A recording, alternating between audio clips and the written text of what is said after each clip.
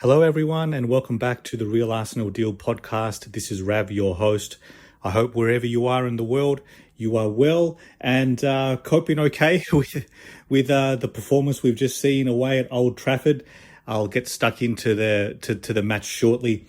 Firstly, it wasn't pretty viewing, right? I think many of us have kind of maybe we've conditioned ourselves to the next few months, given the injuries, given the struggles we've had scoring goals, the lack of transfer signing in the January window. I think we've had plenty of time and evidence to suggest that watching Arsenal try to break down low blocks in the league, it's going to be difficult viewing. It was excruciating at times, right? And sadly, there's still plenty of league action still to come in the remaining months. So it's not easy. It's understandable. Yes. Much of it is our own doing, right? With the choices we've made in squad composition. Also, without rehashing everything, I don't think this serves anyone right now to go through the bad luck that we've experienced. The only reason I reference it is that Liverpool keep charging away, and it's just one of those things, right? When it's your season, it's your season.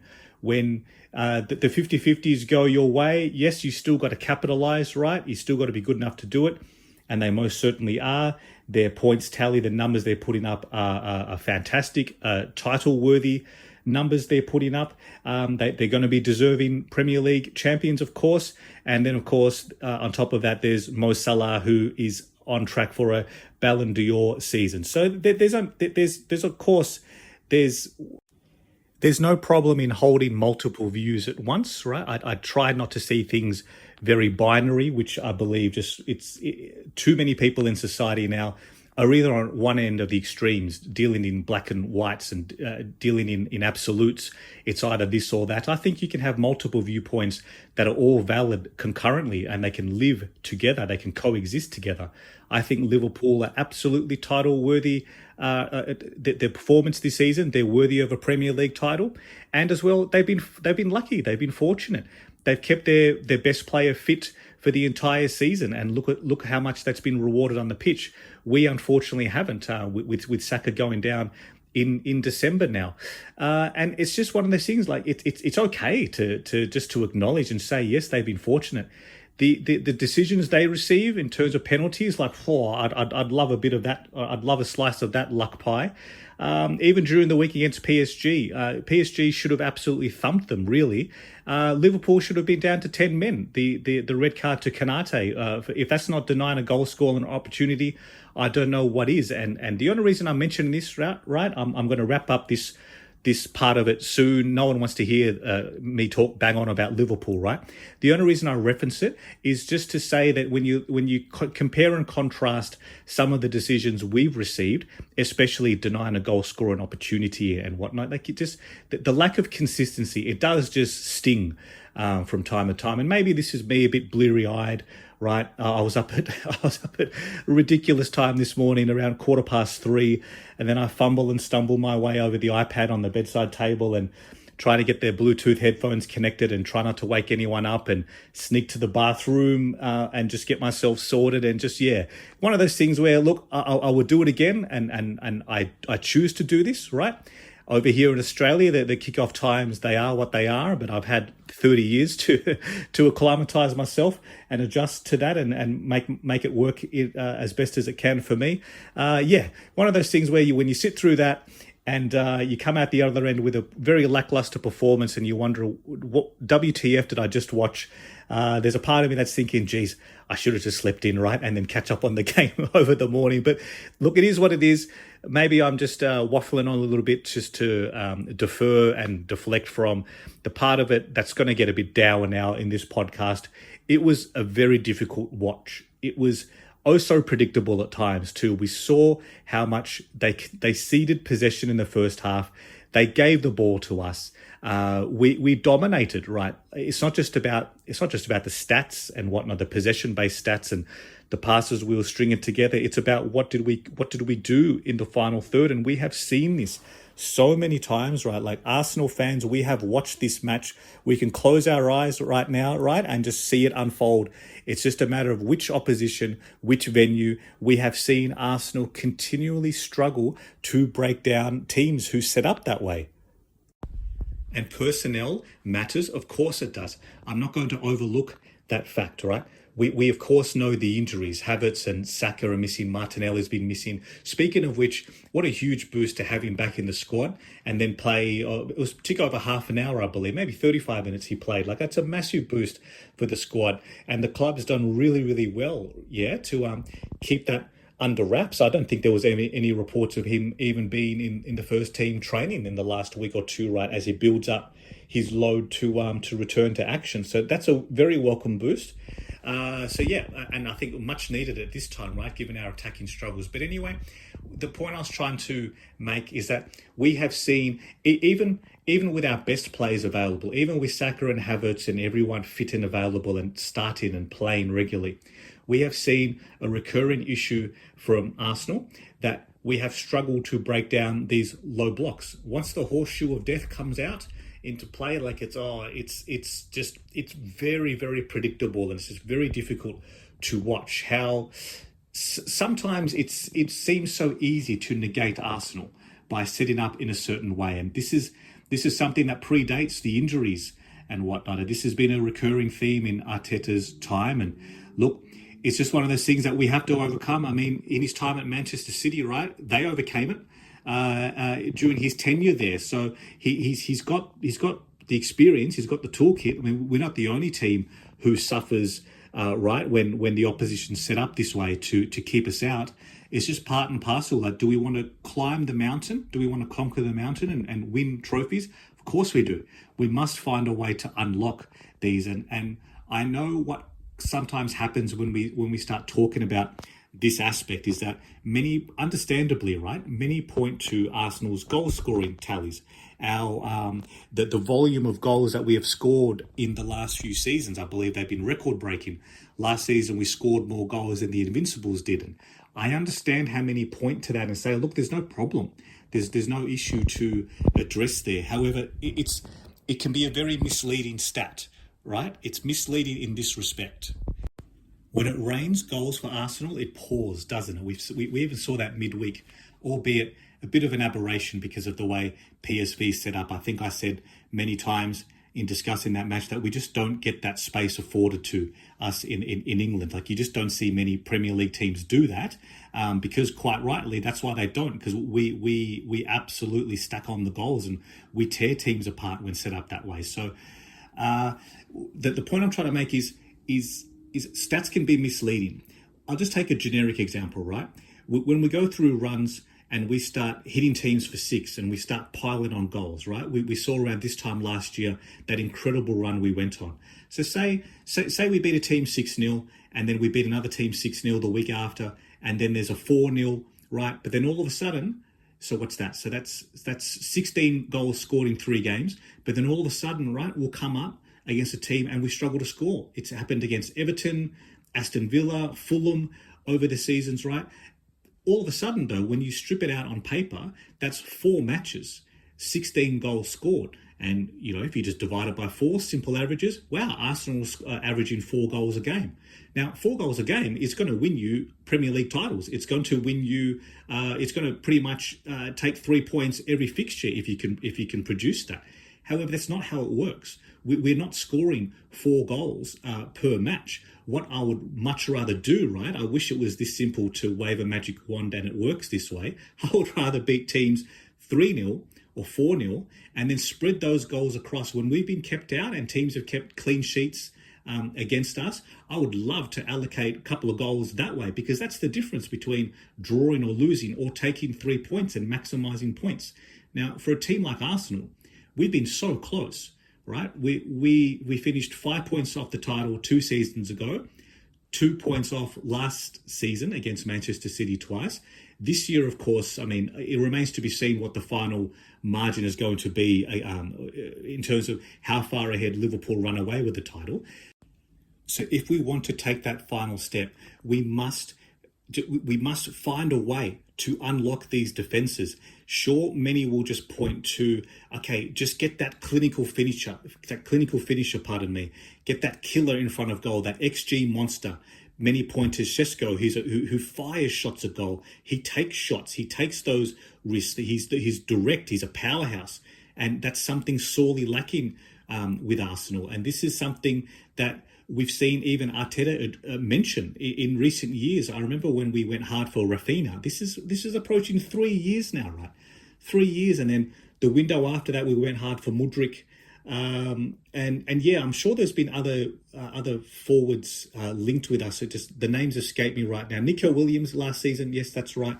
However, it's clear what we've been trying to do. We've been trying to find that key world-class forward, whether cutting in from the left or central. We've been lacking that.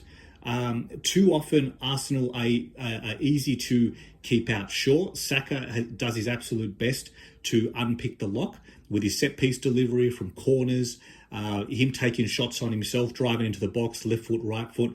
Odegaard's, his goals have dried up. Rice, as wonderful as he was this morning, I'm really hoping that he can start hitting the scoreboard more often than he can. I'll come back to the game in a moment, but I guess the parallel conversation I'm having with this match, as much as this match hurts and as much as the result hurts, and it sucks. It sucks that we haven't been able to capitalize, right? These last few matches, especially since the momentum generator against Leicester, who we sometimes do forget they were quite awful as well. If I'm going to call PSV awful, Leicester themselves were quite awful. And that match for 80 odd minutes, that was difficult viewing too. So since then, unfortunately, we had that West Ham, the shocker. We were much better against Forest, right? That was probably a fair result. A point taken at them is not the end of the world in the grand scheme of things. However, against United, given their struggles, we really should have put them away. We had the extra days off to prepare, and we should have won. There's no sort of escaping that. On the match itself, now I guess I keep putting this off, so I'll just have to face it now and deal with it, and address it directly. We should have won. We should have capitalised in the first half.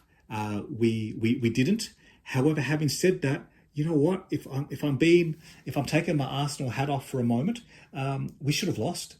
United had the better chances of the second half. We were holding on. We were hanging on by a thread. Towards the end there, those saves from David Raya were world class, and he's having a world class season. I wish he positioned himself better in the free kick. I know many point to, I've never even seen this stat before on the TV screen, right?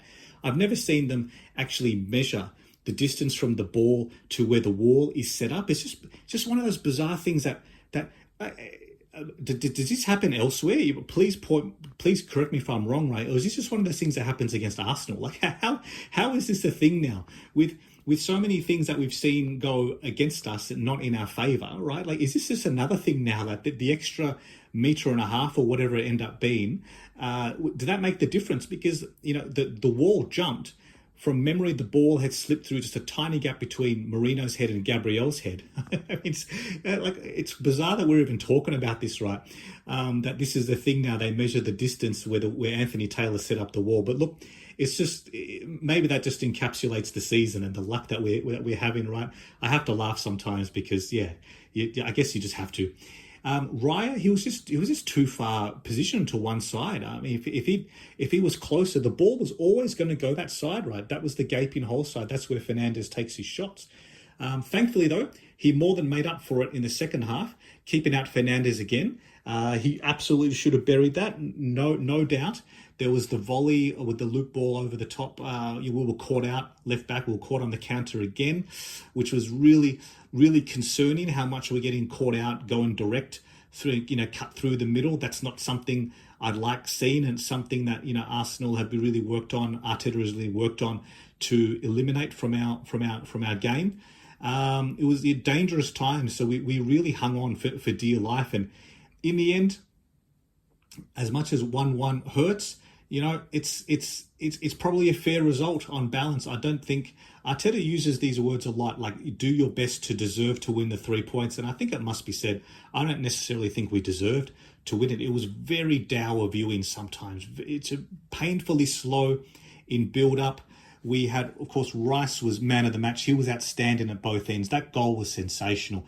Why is he not doing that more often is the first reaction. But also, why is he not taking free kicks? He's all of a sudden emerged as one of our best ball strikers, right? Odegaard, the power from his shots really seems to have regressed recently. I'm sure there's a valid explanation to it, but he's just not hitting his shots with the same authority that we saw him take just a few seasons ago, right? He used to regularly score from central areas outside the box, low driving shots into the corner, giving the keeper very little chance. But now too often it's just stroking them just directly at the keeper. This stuff makes all the difference. I mean, Rice is taking the game on, and it was a fantastic shot, unsavable. Well done to Timber for getting deep on the overlap into that position, and then picking out Rice with a beautiful pass, and he converted beautifully. Sometimes it looks so easy, doesn't it? Trossard has been off, unfortunately. You can't ignore this part, right? You have to say that Trossard's minutes, this is not where he's at his best. He's carried a very heavy load, and to his absolute credit, he's still fit. He's still available. I mean, we saw, unfortunately, how the workload, how it eventually broke the likes of Sacco, Havertz, Martinelli right over January. Trossard's played just as many minutes through that period as anyone else, right? Credit to him. He's that old argument that we used to have, or it wasn't an argument, the old discussion we used to have in recent seasons about is Trossard at his best as an impact sub, right? When he comes on with 20, 25, 30 minutes to go, and his goal-scoring record, his goal-scoring contributions are outstanding in that regard. The injuries has really taken that off the table. We don't have the luxury to do that. We don't have the benefit because, unfortunately, not just with the injuries, but Sterling's been a non-factor. Arteta has been reluctant to throw minutes to some of the youngsters who've been hanging around the fringes. And now that Martinelli's back, their chances will probably they will fall further behind it in the pecking order. Speaking of pecking order, Tierney is now ahead of Sterling, right? Which it's not a good reflection on squad building, squad composition. But let's not have that conversation again because it's been done endlessly. So I actually do think we didn't deserve to win this match. It was just very, very difficult viewing, and we hung on. We just had to cling on to salvage a point at the end. And as it turns out, it finishes 1-1. And what can we do but just scratch our heads, shrug our shoulders, and think, what do we do next in the league? It's not an easy thing to reflect on because it's not going away, unfortunately. We're not going to automatically find ourselves being afforded so much space and time with how teams set up. I think many teams now in the remaining Premier League matches, starting with Chelsea next weekend, I mean, that they look to this and they know how to negate us. You saw the quote from Nuno a couple of weeks back after the Forest match when he was asked, there was nothing disparaging about his answer. He was very factual. He was asked how come he only played 4 defenders instead of their usual back 5, and he just said, "Look, Arsenal don't have a striker. We didn't need to." And that tells you everything about the challenges we face now in scoring goals and winning Premier League matches. Since Leicester, I think we're winless in 3. So post Dubai, I believe it's 7 points now out of, is it 5 points or 7? Pardon me, I got that wrong. Post Dubai, it is 5 points out of 12 available. And in the last 3 matches, well, we've salvaged 2 draws and a loss. So it's just come at a really unfortunate time when there was a slight window still available when we reduced the margin back to 5 points after Leicester. But Liverpool have been unstoppable since, and they're just going to run away with it now. So all eyes on the Champions League, yeah. I mean, that's keeping us afloat right now. I'm really grateful that we pounded PSV last week. It's going to give some opportunity this week for a little bit of rotation. I don't think Arteta's one to make 10 or 11 changes. I think we're all accustomed to that now, right? So get ready to read that team sheet and see many regular starters on there, and we're going to wonder, well, why are they starting and why not so-and-so? It's part of the territory now with the way Arsenal does it. We probably will see 3 to 4 changes. I'd like to think there's an opportunity just to sit a couple of players out, or even just get a look at different formation, different setup, because we're going to need something. We're going to need something different to unlock these challenges in the Premier League season. And I'm really grateful that we are going to at least get the glamour tie against one of those Madrid giants. It remains to be seen if it's Atletico or Real Madrid. We really need this. It's going to be a special night at the Emirates, whoever is hosted there, and to go away to Spain, to Madrid, a big Champions League quarterfinal tie. It's going to be massive for the squad. And of course, I'm absolutely hoping that it's on like Donkey Kong and we can somehow find our way through, because if we don't, if we didn't have Champions League right now, it's going to be really difficult. The mood, the sentiment at the club. It's still only March, right? There's still several months to go. I think there's 10 league matches to go, 11. Pardon me, I may have got that wrong. But it's going to be really difficult on the balance of what we've seen the last few matches. It's going to be a very difficult end to the Premier League campaign, and that no one really wants, and no one really wants to sit through and talk about this week after week and continue to have the same recurring challenges unfold in front of our eyes. I don't think this serves anyone well. So thankfully, we're still in the Premier League. Thankfully, we're still in the Champions League for another month or so. And of course, it goes without saying, I'm hoping we go as deep as we possibly can. And you never know what might happen. So look, I've waffled on a fair bit now. I'm going to leave it there. Sorry for a bit more of a lackluster, dour, downbeat podcast. Maybe it reflects the match itself well, and probably a combination of that and my tired state of mind right now. So thank you again. Thank you so much for listening. Whichever platform you're listening on, I would very much welcome a like or subscribe or review if you're able to, if you'd be so kind. It means a lot. Thank you so much again for tuning in. I'll be back on the next day or two to discuss the lead up to the PSV clash in midweek. So wherever you are in the world, thank you again for listening. Stay safe, stay well. As always, of course, as much as you possibly can, keep upbeat, keep positive. Be mindful of what content you consume. There's always people who come out and want to dance on Arsenal's grave, so to speak. So be mindful of what you consume. Look after yourself, and come on, Arsenal.